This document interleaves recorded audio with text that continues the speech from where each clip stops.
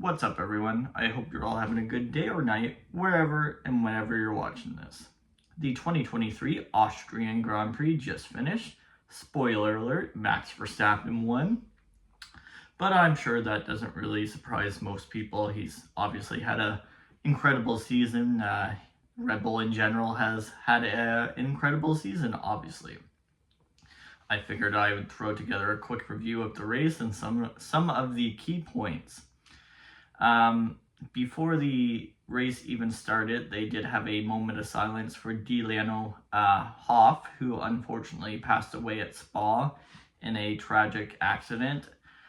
He was only 18 years old, obviously very tragic. My condolences go out to his family and his friends. You never obviously want to see anything like that. Once the race started, the orange flares, weren't as bad as I thought they were. There was a couple, but nothing like previous years, so that was nice to see that distraction was certainly cut down. On lap 1, the safety car came out due to some debris on the track, and Yuki Tsunoda ended up in the gravel trap. He tried a late move, definitely overambitious in my opinion, and ended up in the gravel trap, but he was able to continue the race. On lap 10, George Russell and Sergio Perez were having an incredible battle, which resulted in a bit of contact, or at least that's what it looked like to me, but it was very good racing. Lap 14, Nico Hülkenberg, unfortunately, was the first retiree of the race after his engine expired, so that was very unfortunate for him. And then the track limits really started. So track limits have been a topic of discussion for a lot of this weekend.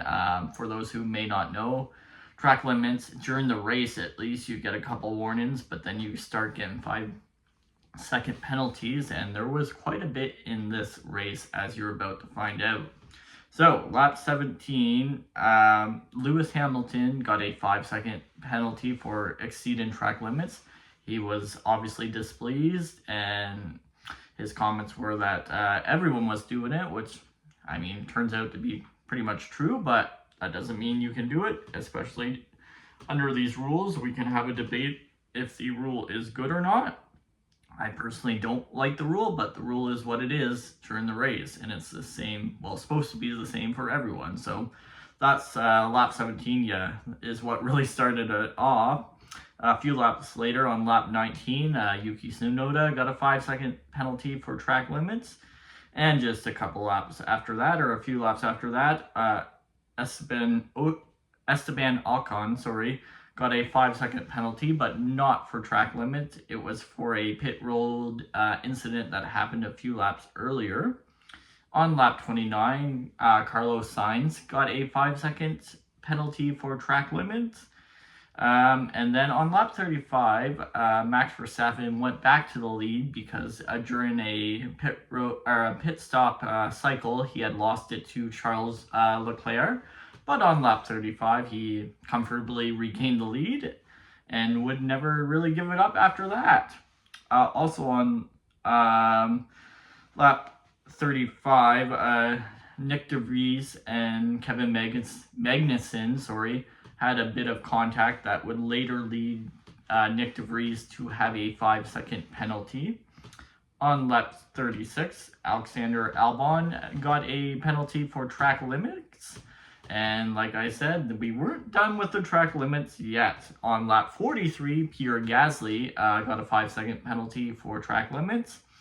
Lap 60, or the few laps after lap 60, there was an excellent battle between Perez and Sainz. That was some very awesome racing, which there was a lot of good racing on today's race. Obviously, the end result with Max Verstappen and Red Bull winning is kind of what we all thought, but it was a very good race with some very racy moments. Lap 66, Logan Sargent, who had very good pace today, but unfortunately he got a 5-second penalty for track limits. Lap 67, Kevin Magnussen got a 5-second penalty for track limits. And then, interestingly, on lap 70 of 71, Max Verstappen pits from the lead, comes out as the leader. The reason he pitted is because he was hoping to get the fastest lap, which he would on the last lap, so he gets that extra point as well.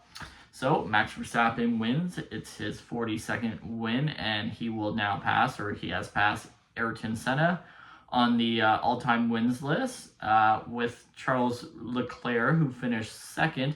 That is Ferrari's 800th career F1 podium.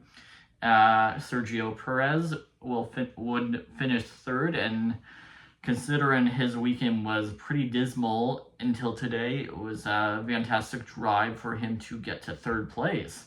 So that's the podium, and Lando Norris would win Driver of the Day, which it was very nice to see him and that McLaren team have a very good day.